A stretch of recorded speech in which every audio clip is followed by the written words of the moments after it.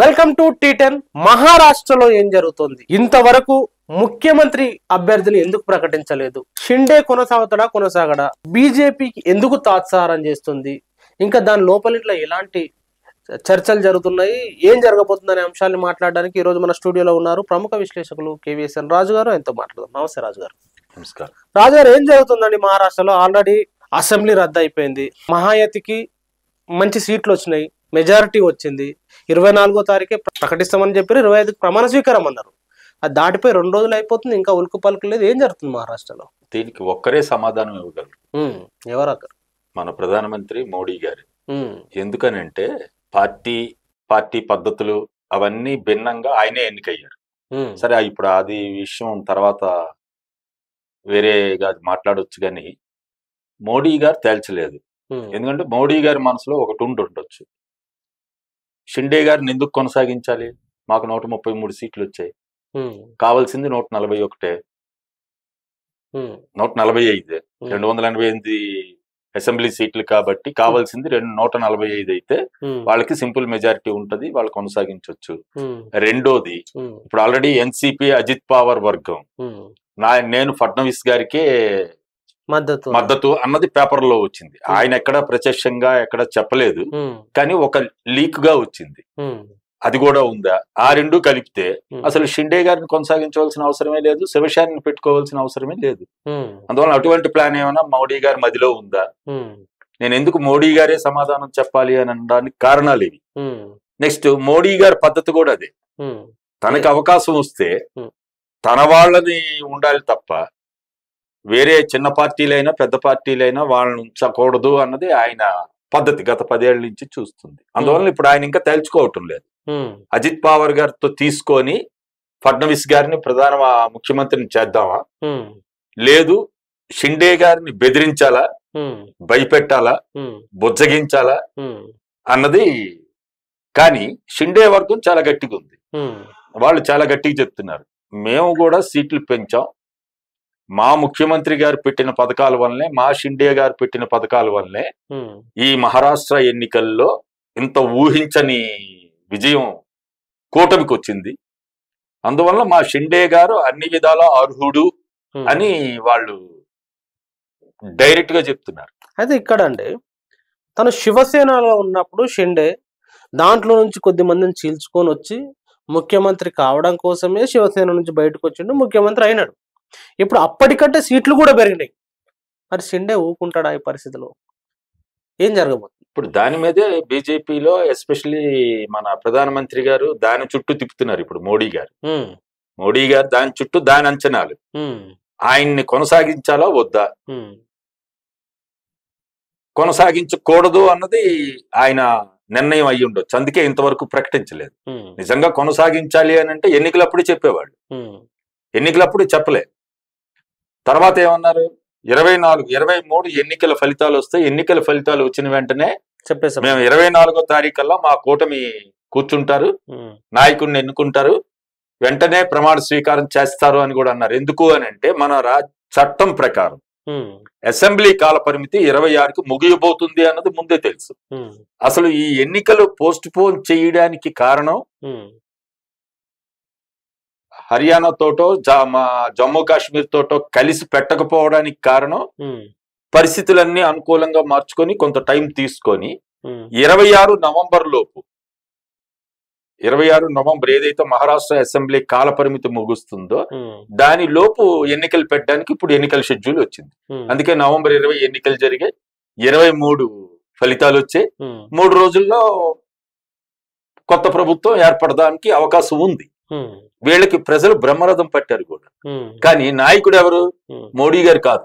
BJP చెప్పొచ్చు, లేదు ఫడ్నవీస్ గారు చెప్పొచ్చు, లేదు మొత్తం ఛానల్స్ అన్ని మోడీ గారిని గ్లోరిఫై చేయొచ్చు.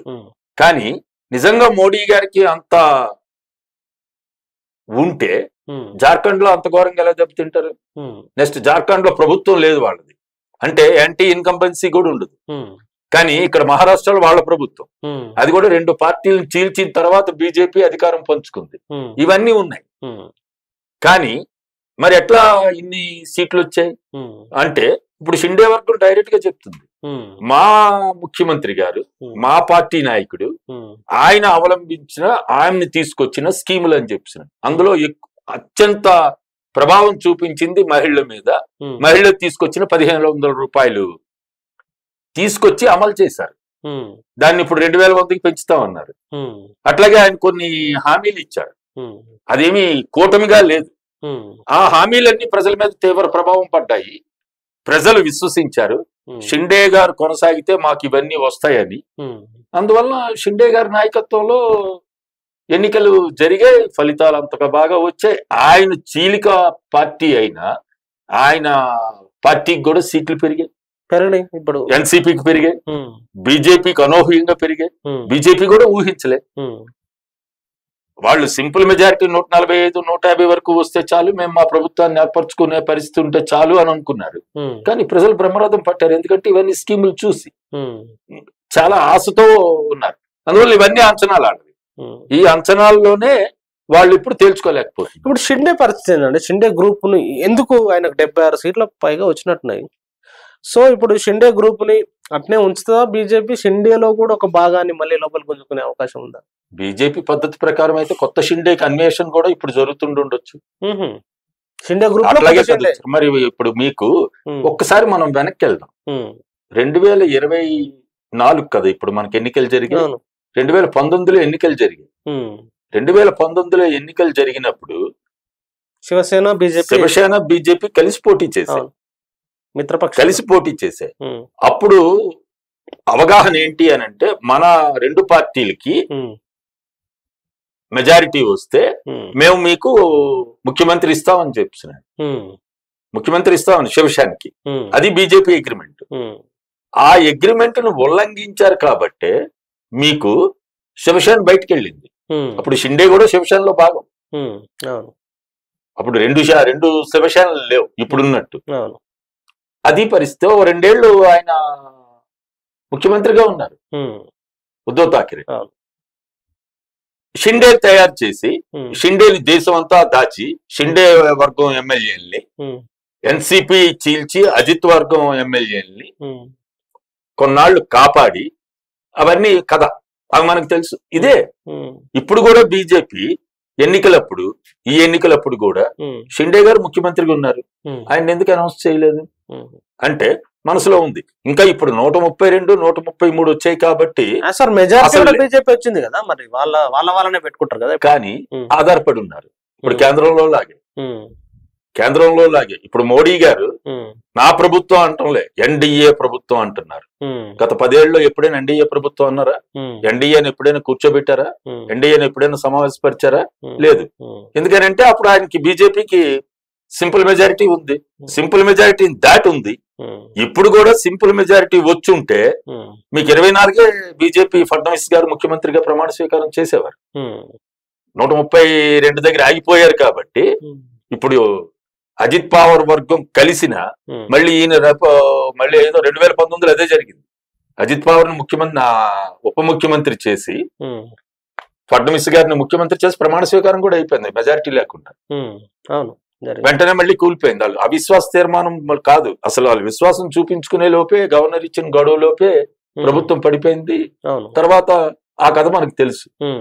ఇప్పుడు ఈ ప్రయత్నాలన్నీ లేకపోతే ఎందుకు ఆలస్యం చెప్పండి?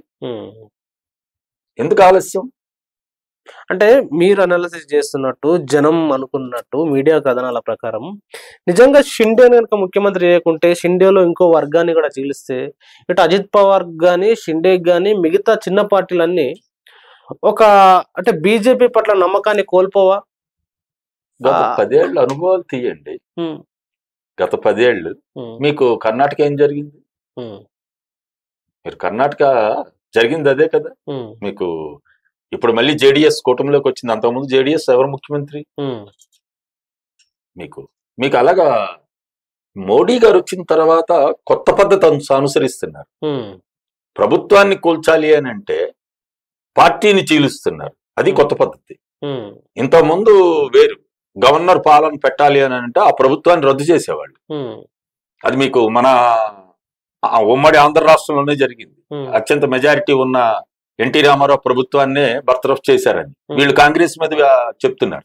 మోడీ కూడా 356 ఆర్టికల్ ప్రయోగించారని. మేము ఎప్పుడు రాష్ట్రపతి పాలన ప్రకటించలేదు, 356 ఆర్టికల్ ప్రయోగించలేదని మోడీ చెప్తున్నాడు. కరెక్ట్ అది. కానీ కొత్త పద్ధతి తీసుకొచ్చారు కదా, ప్రజాస్వామ్యాన్ని కాపాడలే, ప్రజాస్వామ్యాన్ని ఇంకా కూని చేశారు. అప్పుడు ప్రభుత్వాన్ని రద్దు చేశారు ఒక వర్గం వచ్చి. ఇప్పుడు ఏం చేస్తున్నారు, ఏకంగా ప్రభుత్వాన్ని మార్చి వీళ్ళ ప్రభుత్వం వస్తుంది. మరి ఇప్పుడు అదే జరిగింది కదా. మరి షిండే ఎక్కడి నుండి వచ్చారు, అజిత్ పవార్ ఎక్కడి నుండి వచ్చారు? అందువల్ల బీజేపీ ఫార్ములాయే అసలు చిన్న పార్టీలను బ్రతకనివ్వకూడదు, మింగేస్తుంది ఖచ్చితంగా. బీజేపీ అనుభవమే అది. మీరు అది మోడీ గారు వచ్చిన తర్వాత అది ఇంకా ఎక్కువ జరిగింది. ఎందుకు నమ్ముతున్నారు చిన్న పార్టీలు కానీ? అమాయకంగా నమ్ముతున్నాయా, అవకాశవాదంతో నమ్ముతున్నాయా? ఎందుకు మోడీని గాని బీజేపీ గాని నమ్మి వాళ్ళ లోపలికి వెళ్ళిపోతున్నాయి? అవకాశవాదం. ఇప్పుడు మీకు మన రాష్ట్రంలోనే అంటే ఉమ్మడి రాష్ట్రంలో చంద్రబాబు నాయుడు గారు ఎంత అన్నారు? 2024 ఎవరితో కలిశారు ఆయన? దానికి ఎంత పవన్ కళ్యాణ్ గారు ప్రయత్నం చేశారు?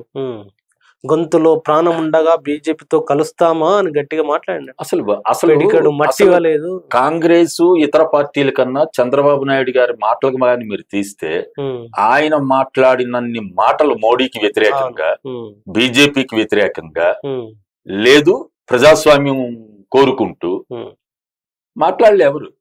మరి ఆయన 2024 మరి అది అవకాశవాదం కాదా? ఎందుకనంటే నేను ముఖ్యమంత్రి అవ్వాలి అని అంటే జగన్ పార్టీ ఓడిపోవాలి, జగన్ పార్టీని ఢీకొనాలి, ప్రభుత్వంలో ఉన్న జగన్ పార్టీని ఢీకొనాలి అని అంటే నాకు పవన్ కళ్యాణ్ ఒక్కరే సరిపోరు, బీజేపీ కూడా లేకపోతే బీజేపీ ఓటు ఎంత ఆంధ్రప్రదేశ్ లో 1% కూడా లేదు. మహారాష్ట్రలో మీరు అనొచ్చు, మహారాష్ట్రలో అయితే వాళ్ళకి పార్టీ గట్టిగా ఉంది, కానీ ఆంధ్రాలో పార్టీ లేదు. అసలు చంద్రబాబు నాయుడు గారి కానీ కలవకపోతే ఓన్లీ జనసేనతోనే కలిసి వెళ్తే అసలు బీజేపీని అసలు నామమాత్రంగా కూడా ఉండేది కాదు, 1% కూడా వచ్చేది కాదు. అంత బ్రహ్మరథం పెట్టారు.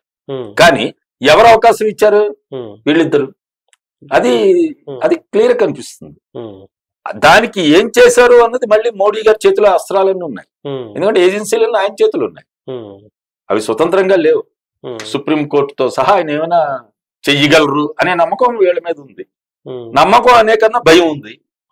అందువల్ల అది కూడా అయ్యి ఉండొచ్చు. అంటే ప్రాంతీయ పార్టీలన్నీ సెల్ఫ్ గోల్ వేసుకుంటున్నాయి అంటారు ఈ రకంగా చూస్తే. మరి లేకపోతే ఇదేంటి మరి? తమ గోతిని వాళ్లే తవ్వుకుంటున్నారు, ఇది స్పష్టం. ఇప్పుడు మీకు షిండేకి అనుభవం అవుద్ది. ఇప్పుడు నా అంచనా ప్రకారం అయితే షిండేని ముఖ్యమంత్రిని చేయరు, నా అంచనా ప్రకారం అయితే. అందుకే ఈ తాత్సారం అంతా, అందుకే ఈ డిలే ప్రాసెస్ అంతా. డిలే ప్రాసెస్ అంతా ఎందుకు అని అంటే షిండేని అన్ని రూపాల్లో భయపెట్టాలి. ఇప్పుడు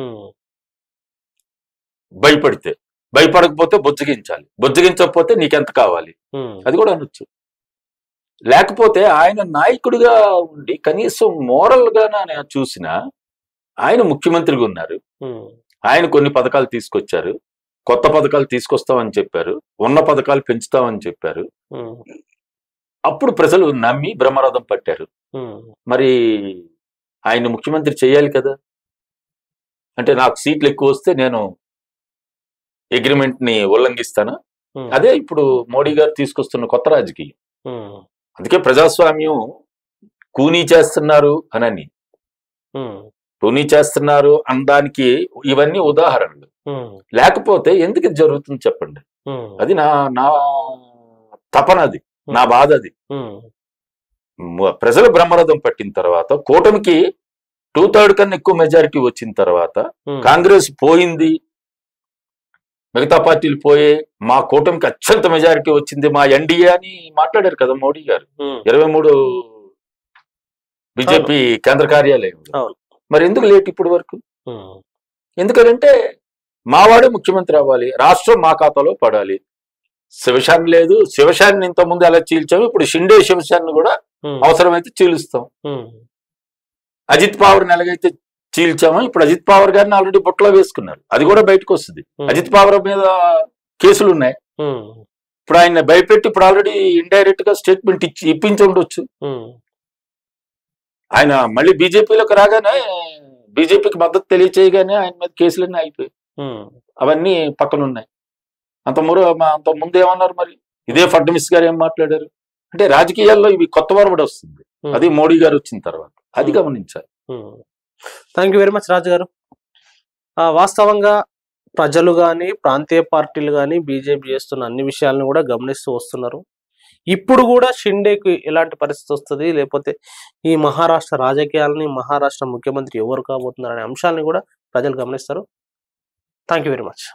ప్రజలారా చూసినారు కదా, మహారాష్ట్రలో షిండే, ఏక్నాథ్ షిండే శివసేన నుంచి చీలిపోయి ముఖ్యమంత్రి అవ్వడం కోసం బీజేపీతో కలిసి ముఖ్యమంత్రి అయినారు. ఇప్పుడు మళ్ళీ ఎన్నికల్లోకి పోతే గతం కంటే ఎక్కువ సీట్లు వచ్చినాయి. ఇప్పుడు తాత్సారం చేస్తున్నది బీజేపీ కూటమి, మహాయతి కూటమి. ఇంకా ప్రకటించలేదు ముఖ్యమంత్రి అభ్యర్థిని. మరి ఏం జరగబోతుంది అంశాలని మళ్ళీ T10లో మరిన్ని అప్డేట్స్ చూపించే ప్రయత్నం చేద్దాం. Thank you very much. చూస్తూనే ఉండండి T10. ఈ వీడియో మీద తప్పకుండా కామెంట్ రాయండి.